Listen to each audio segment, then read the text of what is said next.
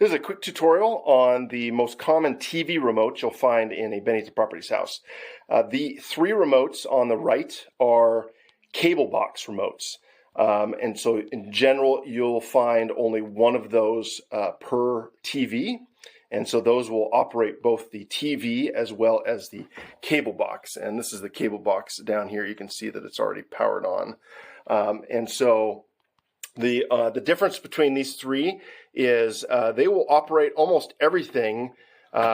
These two on the left, they will do everything except change the input. So the input is, for example, what you'd use to switch from TV to DVD player.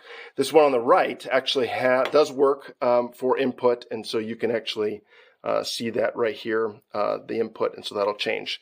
If you have one of these two remotes, you'll need actually the TV remote, and you can tell the TV remote by it generally match the TV. So this says TCL, and you can see from the TV there that this is a TCL TV. And so generally what you'll do is you'll find, for example, these two remotes in a house.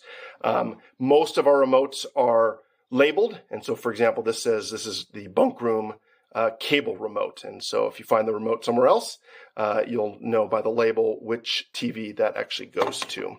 And so, for example, you may find these two remotes together, or you may find these two remotes together. And so for this particular TV, these are actually the two remotes for it. And so I can turn the TV on with this remote. However, if the cable box is not on, in this case it is on, so I'm going to go ahead and turn it off just so you can see.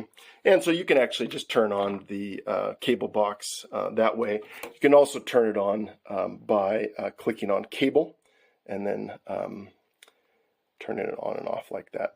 And then in this case, you just click on TV, and that'll turn the TV on.